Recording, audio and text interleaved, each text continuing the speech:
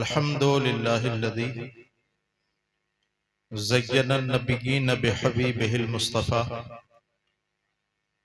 व मन्ना अलल मुअमिनीन बिनबिय्यिहिल मुज्तबा वस्सलातु वस्सलामु अला मुहम्मदिल खैरिल वरा व अला आलिहि व अस्हाबिहि अल मुतअद्दिबीन बित्तक़वा। अम्मा बादु फ़अऊज़ु बिल्लाहि मिनश शैतानिर रजीम। बिस्मिल्लाहिर रहमानिर रहीम। लक़द कान लकुम फ़ी रसूलिल्लाहि उस्वतुन हसना। आमन्तु बिल्लाहि सदक़ल्लाहु मौलानल अज़ीम व बल्लगना रसूलुहुन नबियुल अमीनुल करीम व नहनु अला ज़ालिका लमिनश शाहिदीन वश्शाकिरीन वल्हम्दुलिल्लाहि रब्बिल आलमीन। आइए सबसे पहले हम और आप इस महफिल में मजीद रूहानियत पैदा करने के लिए अपने और सारी कायनात के मरकज़ अक़ीदत हुज़ूर अहमद मुज्तबा ताजदारे अरब व आजम आमना के लाल नबी मुख्तार जनाबे मोहम्मद मुस्तफ़ा सल्लल्लाहु ताला अलैहि वसल्लम की बारगाह में दुरूद व सलाम की नजरें पेश करें। पढ़िए बावाज़ बुलंद दुरूद पाक। अल्लाहुम्मा सल्लि अला सय्यदिना व शफ़ीना व हबीबिना व मौलाना मुहम्मदिन व बारिक व सल्लिम सलातुन व सलामुन अलैका या रसूल अल्लाह सल्लल्लाहु ताला अलैहि वसल्लम। लायक़ मुबारकबाद हैं आप तमाम हज़रात कि आज इस जलालपुर की तारीखी सरजमीन पर अपने तमाम आराम और सुकून को छोड़ करके अल्लाह और उसके रसूल की महफिल में हाजिर हो गए हैं।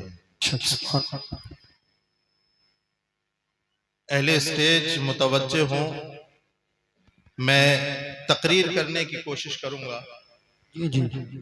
अल्लाह रब्बुल इज्जत मुझे हक बोलने की तौफीक अता फरमाए। आमीन। आप यहां पर आए, ये आपकी कोई बसात नहीं कि आप आए।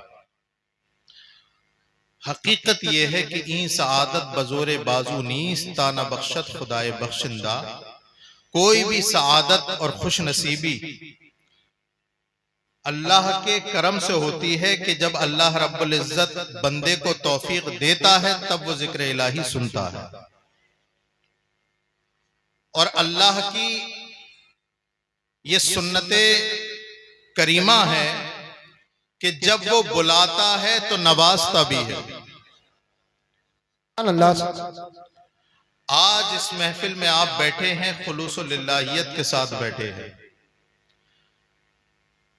लायक मुबारकबाद हैं, काबिल मुबारकबाद हैं। मेरे ख्याल से कई हजार रुपयों का खर्चा किया है आपने। ताहिर रजा रामपुरी साहब काफी दूर से तशरीफ लाए, भाई हसन रजा साहिब क़िबला और भी मेहमान तशरीफ लाने वाले हैं। मैं ये चाहता हूं कि थोड़ी देर आपसे गुफ्तगू हो तो इस वे में हो कि आपको लगे कि हां हमारा पैसा बर्बाद नहीं गया। इसलिए इस जलसे का सबसे पहला सबक आपके लिए यह है कि यहां से जो भी सुन के जाएं अपनी जिंदगी में उसे शामिल करें। मैं अक्सर बोलता रहता हूं कि यहां पर बैठे हुए लोग न जाने कितने ऐसे हैं जिन्होंने 100-100, 200-200 जलसे सुन लिए, बल्कि कुछ लोग तो जलसे ही सुनते रहते हैं। कुछ तो वो हैं जो यहां आ गए और कुछ वो हैं सैकड़ों की तादाद में जो सोशल मीडिया के जरिए सुन रहे हैं। मेरा इन तमाम सुनने वालों से एक सवाल ये है कि क्या कोई एक जलसा भी आपकी जिंदगी में बदलाव ला सका? यहां से लेकर के वहां तक मैं आपसे पूछना चाहता हूं, क्या कोई एक जलसा भी आपको इस काबिल बना सका कि आप हश्र के मैदान में अपने नबी के सामने जब हाजिरी हो तो पशेमानी का जो है पशेमान बन करके शर्मिंदा होकर के अपने रसूल की बारगाह में हाजिर न हो? क्या कोई एक ऐसा जलसा भी आपने सुना? बहुत जरूरत है इस बात की, इसलिए कि मैं जहां पर बैठा हूं भाई हसन रजा, मैं जिस जगह पर बैठा हूं ये मेरी जिम्मेदारी है कि मैं यहां से वो बात कहूं जिसमें आप ही नहीं आपकी नस्लों के सुधार के भी चश्मे फूटे। इसलिए कि कल कयामत के दिन अल्लाह के मामूर फरिश्ते आपसे सवाल नहीं मुझसे सवाल करेंगे, ना इधर उधर की तू बात कर, ये बता के काफिला क्यों लुटा, मुझे रहजनों से गिला नहीं तेरी रहबरी का सवाल है। यहां पर बैठने वाले की जिम्मेदारी है कि वो अपना हक अदा करने की कोशिश करे। अब मैं किस मौजू पे गुफ्तगू करूं, अखलाकियात पे बोलूं, मामलात पे बोलूं या इबादात पर बोलूं, किस मौजू को मैं अपना मौजू सुखन बनाऊं। अगर अखलाकियात की बात करी जाए तो उम्मत मुस्लिमा का अक्सर और बेशतर हिस्सा अखलाकियात के लेवल से बहुत गिर गया। मामलात की बात की जाए तो ये उम्मत मुस्लिमा मामलात में यहूद और नसारा और मुशरिकीन को भी पीछे छोड़ सकती। सुभान अल्लाह।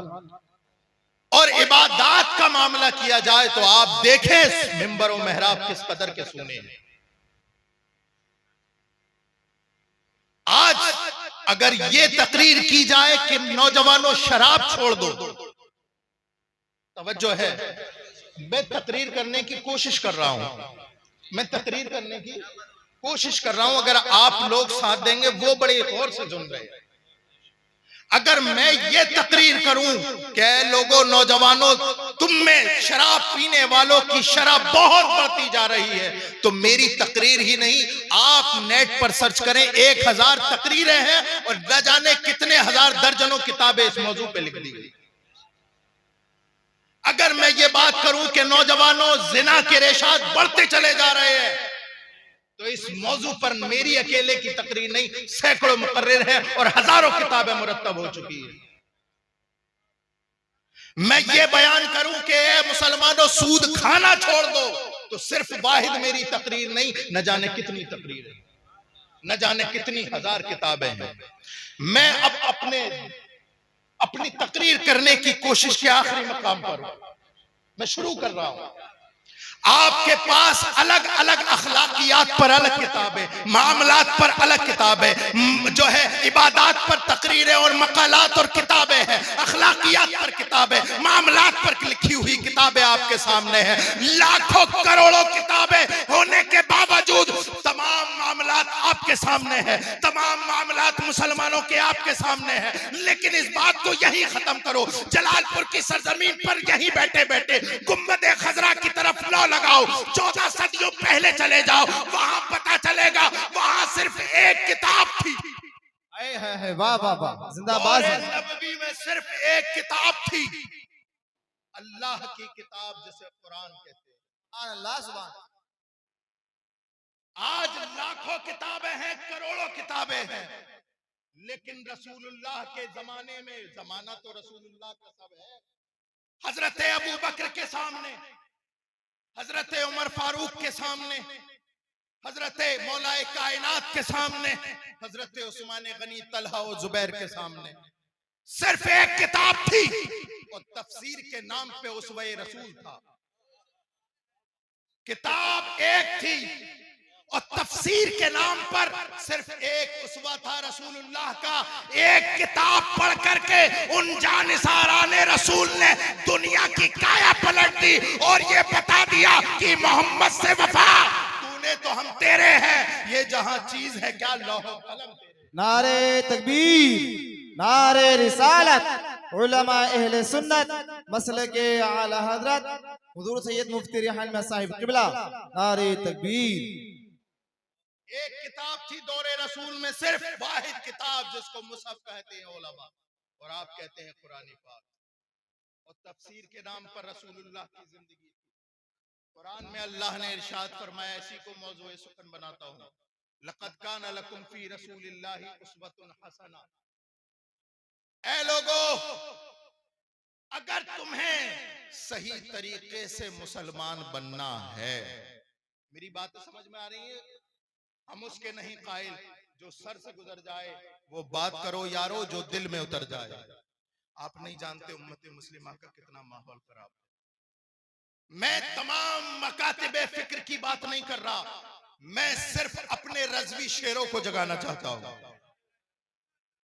मैं मकतबे फिक्र की बात नहीं कर रहा किसी भी, मैं तो उनसे बात कर रहा हूं जो अपने आप को सुन्नी रज़वी कहलवाते हैं,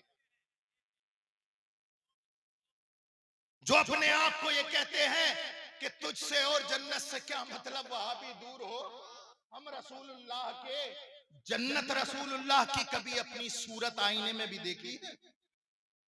जन्नत पाना, ये जो अपने आप को सुन्नी सही उल अकीदा कह रहा है, सबसे ज्यादा नमाजें न पढ़ने वाले इन्हीं में। मुझे गलत मत समझना, मैं अपनों से बात कर रहा हूं। मैं किसी और को कहूं, मैं किसी और बच्चे के थप्पड़ मारूं, उसके बाप को गुस्सा आएगा, लेकिन मैं खुद अपने भाई को थप्पड़ मारूं तो किसे दर्द होगा? मुझे पता है मेरा भाई कहां पर गलत कर रहा है। और एक बात बता दूं आपको, इस्लाह यहां से लेकर के वहां तक सबकी होगी, इससे मैं भी खाली नहीं। बशमूलियत मन यहां से लेके वहां तक काया पलट गई इस्लाम की। क्या इस्लाम था? रसूलुल्लाह के जमाने में कौन सा इस्लाम था और तुम कहां पर लेकर आए? आज अगर कोई सूद खाए तो उसे बिजनेसमैन कहते हो, अगर कोई शराब पीने वाला हो उसे सो कोल्ड मुसलमान कहते हो, अगर कोई अल्लाहु अकबर कबीरा धोखा दे दे तो उसे अक्लमंद और चालाकी का नाम देते हो। जरा रसूल पाक सल्लल्लाहु अलैहि वसल्लम की जीवनी तो पढ़ो, कौन सा इस्लाम लिए फिर रहे हो? मैं आपसे पूछूं, जलालपुर के गयूर मुसलमान, जरा बताओ आप मुसलमान क्यों हैं?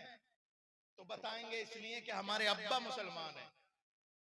अब्बा से पूछा जाए आप मुसलमान क्यों हो, तो अब्बा कहेंगे इसलिए कि हमारे दादा मुसलमान थे। दादा की शरत टटोली जाए तो पता चलेगा इसलिए दादा मुसलमान थे कि परदादा मुसलमान। लेकिन याद रखो मुसलमानों, ये ऐसा इस्लाम काबिले कबूल नहीं है, बल्कि इस्लाम वही कबूल है कि जब जलालपुर के गयूर मुसलमान से पूछा जाए कि बता तू मुसलमान क्यों है, तो वो जवाब दे इसलिए कि हम मोहम्मद रसूलुल्लाह पर ईमान लाए। इस्लाम में कोई जातिवाद, कोई बाप दादा नहीं। बाप दादाओं का दीन खत्म करने के लिए ही इस्लाम आया है। आज तुमसे पूछा जाए कि ये 40वां हो गया अब्बा का और ये देगे बना रहे हो, आप क्यों कर रहे हो? बोले क्या करें, मजबूरी है हमारी, और हमारे वालिद भी ऐसे करके चले गए।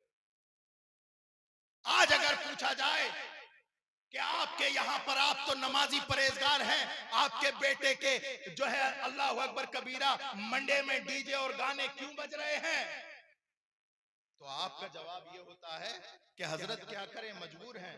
रिश्तेदार बैठने को तैयार नहीं थे, रिश्तेदार बैठने को तैयार नहीं, दामाद बैठने को तैयार नहीं, भातैया आने को तैयार नहीं। उनकी शर्त ही ऐसी थी कि जब तक डीजे गाने बाजे नहीं बजेंगे हम तुम्हारे यहाँ शादी में शिरकत नहीं कराएंगे। अरे मैं उन लोगों को सलाम करता हूँ जो ये कहते हो बहनोई होगा अपने घर जाकर के बैठ, भातैया होगा अपने घर का होगा, ये रसूल के आशिक का घर है, यहाँ मौत तो आ सकती है, रसूलुल्लाह की बगावत नहीं हो सकती। जिंदाबाद जिंदाबाद, वाह वाह, सुभान अल्लाह। ऐसे मुसलमान कहाँ हैं? ऐसे मुसलमान कहाँ हैं? एक वो मुसलमान थे कि जब कुरान ने कहा वस्माउ वातिउ, अपने रसूल की सुनो और अमल कर लो, इताअत करो, एक लम्हा भी नहीं सोचते थे कि दरमियान में रसूल ने फरमाया ऐसा तो हमें करना चाहिए कि नहीं। हजरत अबू हुरैरा, नहीं जानते आप लोग हजरत अबू हुरैरा को? यहाँ पर बैठने वाला जो हदीस बयान करता है उसमें अक्सर और बेशतर रिवायात हदीस हजरत अबू हुरैरा, वो जात हजरत अबू हुरैरा सरकार की बारगाह में हाजिर हुए। या रसूल अल्लाह इन्नी अस्माउ मिनका हदीसन फअंसा हो, या रसूल अल्लाह मैं आपसे हदीस सुनता हूँ और मैं भूल जाता हूँ, हदीस सुनता हूँ और भूल जाता हूँ, हदीस सुनता हूँ और भूल जाता हूँ। सरकार ने फरमाया अच्छा, सरकार ने फरमाया चादर बिछा दो। तवज्जो है जलालपुर वालों, क्या फरमाया सरकार ने? चादर बिछा दो। एक मर्तबा भी हजरत अबू हुरैरा ने नहीं सोचा मेरे सवाल का और सरकार के जवाब का जोड़ क्या बनता है। एक लम्हा नहीं सोचा कि मैं कह रहा हूं कि या रसूलल्लाह मुझे भूलने की बीमारी है। सरकार फरमाते हैं कि चादर बिछा दो। मेरे सवाल का आका के जवाब का जोड़ क्या बनता है। अल्लाह अकबर कबीरा। वो जानते थे ये वो हुक्म है। अल्लाह अकबर। जहां से हल्की सी भी ताखीर कर दी ईमान खतरे में आ जाएगा। हजरत अबू हुरैरा ने जैसी सुना आनन फानन अपनी चादर बिछा दी। अब सरकार ने यूं हाथ ऊपर किए, फिर यूं किया। रावी कहता है हजरत अबू हुरैरा की चादर में इस तरह से डाल। अब रावी कहता है हुजूर के हाथ खाली थे। तवज्जो चाहूंगा, क्या थे? ऐसे उठाए, ऐसे किए, हजरत अबू हुरैरा की चादर में डाल दिए। चादर में डाल दिए। रावी जितने रावी हैं सब ये कह रहे हैं कि ऐसे हजरत सरकार के हाथ थे, खाली थे और डाल दिए। खाली थे, डाल दिए। हर देखने वाले ने देखा खाली है, डाल दिए। लेकिन मैंने बरेली के इमाम अहमद रजा से पूछा, ए इमाम अहमद रजा, मुकर्रिर तो ये बताते हैं कि हाथ खाली थे। वो कहते हैं, बरेली का इमाम बोलता है, अरे नादान, इनके चक्कर में ना पड़ना। अरे सुन, इनके चक्कर में मत पड़ना। सुन, मैं बताता हूं कि सरकार के हाथ में क्या है। क्या है? क्या है सरकार के हाथ में? ऐसे ऐसे ऐसे करके पकड़ा और ऐसे रख दिया। अब इमाम कहते हैं मालिक कौनैन है। ऐसे करके पकड़ा, ऐसे रख दिया। मालिक कौनैन है, वो पास कुछ रखते नहीं। दो जहां की नेमतें हैं उनके खाली हाथ में। लोगों ये मत देखो कि सरकार के हाथ खाली हैं। अरे अल्लाह के खजाने की कुंजी रसूलुल्लाह के हाथ में। अल्लाह अकबर कबीरा। एक लम्हा भी नहीं सोचा। हम क्या करते हैं कि हमें ये नहीं पता कि नमाजें पढ़नी चाहिए, हमें ये नहीं पता कि रोजा रखना चाहिए, हमें ये नहीं पता कि अच्छे अखलाक से पेश आना चाहिए, हमें ये नहीं पता। अल्लाह अकबर कबीरा, अल्लाह अकबर कबीरा। हमें ये नहीं पता कि किसी को गाली नहीं देना चाहिए, हमें ये नहीं पता कि गीबत नहीं करनी चाहिए। लेकिन उसके बावजूद भी आज माशरे का हालात देखिए। रसूल पाक सल्लल्लाहु अलैहि वसल्लम ने 14 सदियों पहले इरशाद फरमाया था, लोगों मेरी उम्मत पे एक जमाना आएगा, ला यब्का मिनल इस्लाम इल्ला इस्मुहु वला यब्का मिनल कुरआन इल्ला रस्मुहु। सरकार ने इरशाद फरमाया, लोगों मेरी उम्मत पे एक ऐसा जमाना आएगा कि इस्लाम सिर्फ नाम का रह जाएगा, नाम का। वला यब्का मिनल कुरआन इल्ला रस्मुहु, और कुरान सिर्फ लिखा हुआ रह जाएगा। आज अक्सर और बेशतर मुसलमान इसी ख्याल में है कि हम तो मुसलमान हैं, बाकी तमाम मामलात हमारे यहूद और नसारा। आज हमारे घरों में कुरान तो है लेकिन पढ़ने की तौफीक नहीं। वो जब से हमने जुज़दान में सजा करके रखा और ताक में रख दिया, अल्लाह अकबर कबीरा, अल्लाह अकबर कबीरा, अल-अयाज़ु बिल्लाह, अल-अयाज़ु बिल्लाह। अल्लाह माफ फरमाए, एक एक इंची गर्द जम गई, कोई पढ़ने वाला नहीं है। बताएं कितने लोग ऐसे हैं जिनके घरों में कुरान पाक की तिलावत होती है? चंद लोग होंगे, चंद लोग होंगे, चंद लोग होंगे। ये बताइए कि कुरान ताकों में सजाने के लिए आया? कुरान ताकों में सजाने के लिए नहीं, बल्कि पढ़कर अमल करने के लिए आया था। आज हमारे पढ़ना तो दूर की बात, कुरान पाक सीखने को तैयार है और उसे इस्लामी किताब बना करके हमने ताक में रख दिया। और हम मुसलमान तो इतने बड़े हैं कि बेटी की शादी हो तो ये पता है 3 दिन पहले वो जाता है कुरान पाक बेटी की ससुराल। बेटी घर की औरतें फिर भी पढ़ लेती हैं लेकिन मर्दों को मयसर नहीं। इन्हें पढ़ने की आदत किस बात की है? हाँ, अखबार होना चाहिए, हसन रजा साहब, दैनिक जागरण हो, अमर उजाला हो, सुबह हो, एक हाथ में कप हो, टेबल पे अखबार हो, ये चाहिए। अखबार पढ़ने का इतना क्रेज, उसमें सारी बातें झूठ होती हैं। मैं बहुत दफा बोलता हूँ ये जुमला, अखबार में सारी बातें झूठ होती है, सिर्फ एक बात सच होती है, दिन और तारीख, बाकी सब झूठ। इस झूठ को पढ़ने का इतना बड़ा क्रेज कि जिस दिन अखबार नहीं आया बीवी से लड़ गया, बेटे से लड़ गया, कहां डाला तूने अखबार, कहां फेंक डाला तूने अखबार। मैं कहता हूं ऐ जलालपुर के गजूर मुसलमान, अखबार पढ़ना है तो पढ़, वरना अगर ना मिले तो मत पढ़। लेकिन अल्लाह अकबर कबीरा, मैं आपसे पूछना चाहता हूं अखबार क्यों पढ़ते हैं? तो आप कहेंगे हाँ हम अखबार इसलिए पढ़ते हैं ताकि पता चले कि कल कुदरकी में क्या हुआ था, जलालपुर में क्या हुआ था, अल्लाह अकबर गदीपुर में क्या हुआ था, मुरादाबाद और लखनऊ में क्या हुआ था।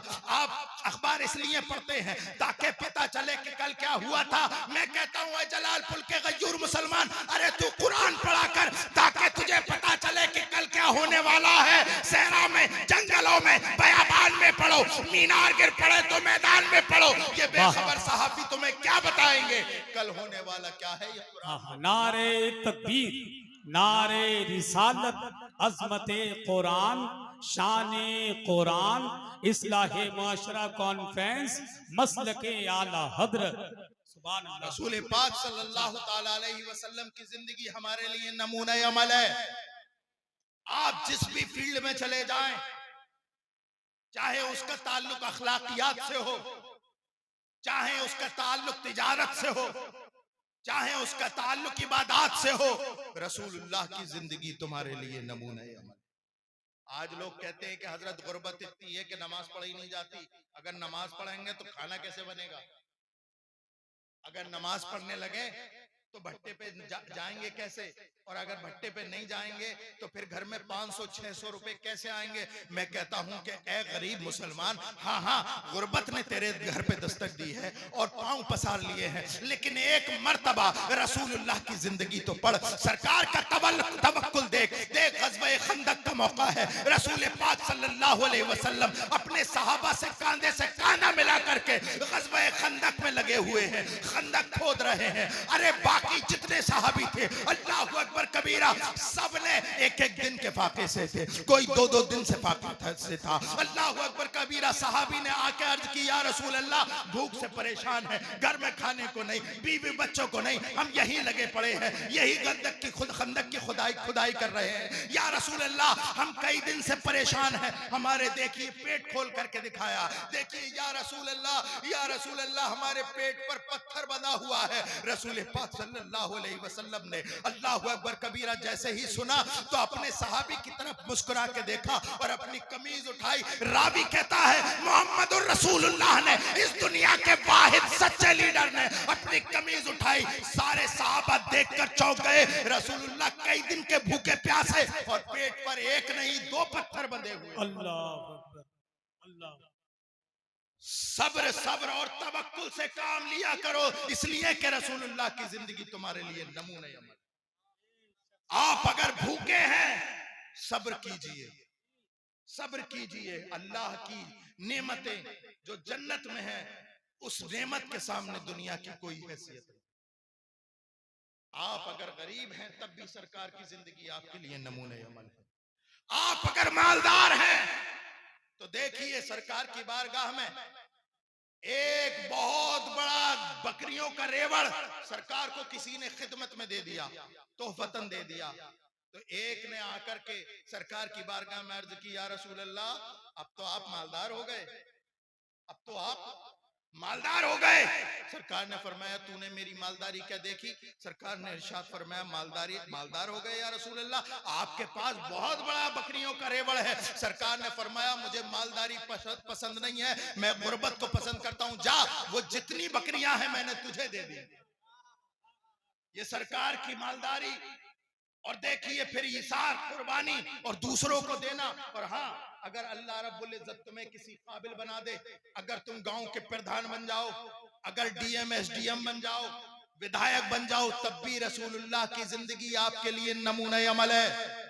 आज तो मुसलमान का हाल ये है, मैं अपने आखिरी वक्तों में तकरीर कर रहा हूं, आज मुसलमान का हाल ये है, इतना बुरा हाल है कि अभी ये किसी लायक नहीं होता, दुश्मनी हो जाती है तो सब्र करता है। किस लिए सब्र करता? मैं जरा प्रधान बन जाऊं तो तेरी ईंट से ईंट बजाऊंगा, मैं विधायक बन जाऊं तो तेरी ईंट से ईंट बजाऊंगा, मैं फला मंत्री का करीबी हो जाऊं तो मैं तेरी ईंट से ईंट बनाऊंगा। ए मुसलमानों, अल्लाह तुम्हें कोई मनसब अता करे तो जरा देखना मदीने के ताजदार की तरफ। रसूलुल्लाह की जिंदगी उस वक्त भी तुम्हारे लिए हिदायत और नमूना अमल है। देखो रसूलुल्लाह सल्लल्लाहु अलैहि वसल्लम, फतेह मक्का का दिन है, सरकार मक्के की तरफ जा रहे हैं और फातिहाना शान और शौकत से जा रहे हैं। मक्के की सरजमीन पर लाइन से खड़े हैं कौन? जिन्होंने रसूलुल्लाह को गालियां दी, कौन? जिसने रसूलुल्लाह के घर वालों को परेशान किया, कौन? जिसने रसूलुल्लाह के रास्ते में जो है कांटे डाले, कौन खड़े हैं? जिन्होंने रसूलुल्लाह की सारी जिंदगी मुखालिफत की। बदर से लेकर के फतेह मक्का तक तमाम दुश्मन रसूलुल्लाह की आंखों के सामने है। चाहते तो एक एक दुश्मन का सर कलम कर देते, लेकिन बाहर रहमतुल लिल आलमीन, वो हर आलम की रहमत है, किसी आलम में रह जाते, ये उनकी मेहरबानी है कि ये आलम पसंद आया, सरकार रहमतुल लिल आलमीन बन के आए और सरकार ने इरशाद फरमाया, ओ लोगों देखो मेरी जिंदगी तुम्हारे लिए नमूना अमल है। तुम अगर गरीब हो तब भी मेरी जिंदगी नमूना अमल है, अगर मालदार हो तब भी जिंदगी नमूना अमल है, और अगर तुम्हें अल्लाह किसी मनसब पर फाइज करे तो किसी और तरफ नहीं बल्कि फतेह मक्का का वाकया देख लेना। लाइन से खड़े हैं सरकार के तमाम दुश्मन। अल्लाहू अकबर। सरकार फरमाते हैं अंतुम तुलका, जाओ मैंने तुम्हें आजाद कर दिया। नारे तकबीर, नारे रिसालत, फैजाने गौसे आदम, मसलके आला हजरत शहजादा पीर सैयद रेहानिया साहिब किबला, आमदे हजरत अल्लामा मुफ्ती हम्माद रजा मुरादाबादी, आमदे हजरत अल्लामा मुफ्ती हम्माद रजा मुरादाबादी। नारे तकबीर, नारे रिसालत। तमामी हजरात से मैं गुजारिश करता हूँ अपनी जगह सुकून के साथ बैठे रहें। खतीबुल हिंद हजरत अल्लामा मुफ्ती हम्माद रजा मुरादाबादी की आमद मिंबर शरीफ पर हो रही है। आप तमामी हजरात से अदब के साथ मेरी गुजारिश है, सुकून के साथ बैठें और अदब के साथ बैठकर हुजूर की प्यारी बातें मोहब्बतों के साथ समाअत करें।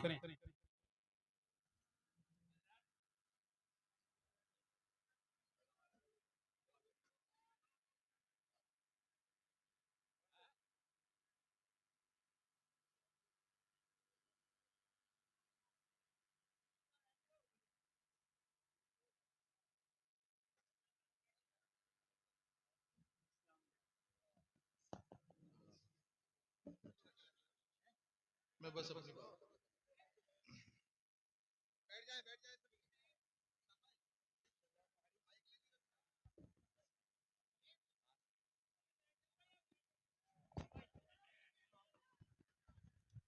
सभी लोग फौरन बैठ जाएं, बहुत जल्दी बैठ जाएं। सैयद साहब चंद ही मिनट में अपनी गुफ्तगू इंशाल्लाह इख्तिताम की तरफ लेकर के जाएंगे।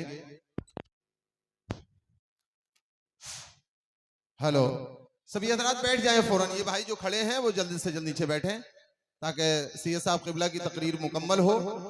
उसके फौरन बाद इंशाल्लाह मुफ्ती हम्माद साहब किबला की तकरीर होगी। बैठ जाएं आप लोग। दुरूद पाक पढ़िए। अल्लाहुम्मा सल्ली अला सय्यिदिना व शफीना व हबीबिना मौलाना मुहम्मदिन बारिक वसल्लम सल्लल्लाहु अलैहि या रसूलुल्लाह सल्लल्लाहु अलैहि वसल्लम। मेरे प्यारो, जिंदगी के किसी गोशे में आप चले जाओ, रसूलुल्लाह की जिंदगी तुम्हारे लिए नमूना अमल है। लक़द काना लकुम फी रसूलिल्लाहि उस्वतुन हसना। ऐ लोगो, मेरे नबी की जिंदगी तुम्हारे लिए उसवा है, बेहतरीन उसवा है। लेकिन अल्लाहु अकबर कबीरा, हालात ये है कि यहां पर बैठकर अगर कोई आपसे ये कह दे, ओ लोगो या रसूल अल्लाह कहो, कौन कौन जन्नत में जाना चाहता, हाथ उठा के कहे या रसूल अल्लाह। मैं आप पर टॉन्ट कर रहा हूं, उठा नहीं रहा आपके हाथ। मैं आपको यही बताना चाह रहा हूं मेरे प्यारो, जन्नत इतनी आसान नहीं, जन्नत इतनी आसान नहीं। आज झोलियों में ले लेके जन्नत की चाबी लोग घूम रहे हैं कि हमारे मुरीद हो जाओ जन्नत मिल जाएगी, हमारे मुरीद हो जाओ जन्नत मिल जाएगी, जबकि पीर की खुद की पक्की नहीं है। देखें, मन आनम के मन दानम। भाई हसन रजा ने मेरे इतने बड़े बड़े अलकाब मेरी औकात से ज्यादा मुझे दिए, मैं जानता हूं मैं क्या हूं। मेरे प्यारो, एक तुम हो, एक मैं हूं। जमीनी सतह के लोग हैं जिनका जिनका जिक्र गली कूचों में होता है। लेकिन आओ मैं तुम्हें एक ऐसी शख्सियत की बात बता करके अपनी बात खत्म करता हूं जिनकी जिनकी जिनके जिक्र जमीन पर नहीं अर्श मुअल्ला पे होते हैं। अल्लाहु अकबर कबीरा।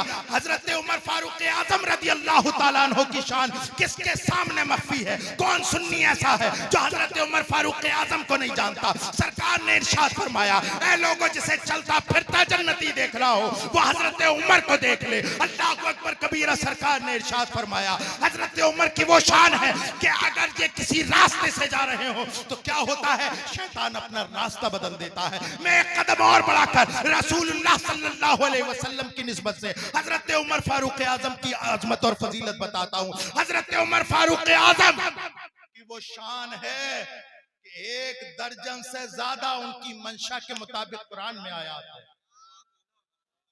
वो उमर फारूक आजम। लेकिन अल्लाहु अकबर, जब वक्त विसाल करीब आया, जब इंतकाल का वक्त करीब आया, अपनी बात मुकम्मल कर रहा हूं, वक्त करीब आया तो एक सहाबी को बुलाया। उनके पास सरकार दो आलम सल्लल्लाहु अलैहि वसल्लम ने मुनाफिकीन मदीना के नाम लिखवा दिए थे, फहरिस्त थी, और उन्हें बुलाकर के कहा कि रसूलुल्लाह के आशिक, ए सहाबी रसूल, तुम्हें रसूलुल्लाह का वास्ता, मैंने सुना है तुम्हारे पास मुनाफिकीन मदीना की फहरिस्त है।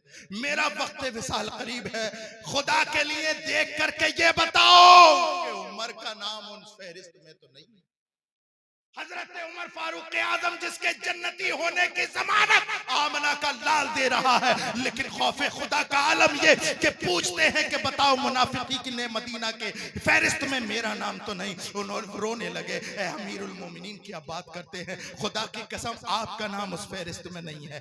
जब वो चले गए, हजरत उमर फारूक आजम ने अपने बेटे को बुलाया, चारपाई पर लेटे थे। हजरत उमर फारूक आजम ने कहा, अब्दुल्ला बेटे, तूने सारी जिंदगी मेरी फर्माबरदारी की है, आखिरी लम्हात है मेरी जिंदगी के, मुझ पे एक एहसान कर। हजरत अब्दुल्ला इब्ने उमर कहते हैं, क्या अब्बा जान, बेटा बाप पर क्या एहसान कर सकता है? आप फरमाइए, जिस तरह से सारी जिंदगी आपकी फर्माबरदारी की है, वक्त विसाल भी आपकी फर्माबरदारी होगी। हजरत उमर फारूक आजम फरमाते हैं, मैं मरने वाला हूँ, इस दुनिया से कूच करने वाला हूँ। अल्लाहु अकबर कबीरा। मेरी रूह कब से उन सरी से प्रवास करने वाली है। मेरे बेटे एहसान ये कर, मुझे चरपाई से उठा और मुझे जमीन पे लिटा दे। अल्लाहु अकबर। रावी बयान करता है, जब हजरत अब्दुल्ला बिन उमर ने हजरत उमर फारूक आजम को कमर के बल जमीन पर लिटाया, हजरत उमर फारूक आजम फौरन उल्टे हुए अपनी नाक जमीन पर रगड़ने लगे। मौला उमर के जाने का वक्त करीब आया है, मौला उमर इस दुनिया से जाने वाला है। ऐ मौला उमर को माफ कर दे, उमर की गलतियों को दरगुजर कर दे,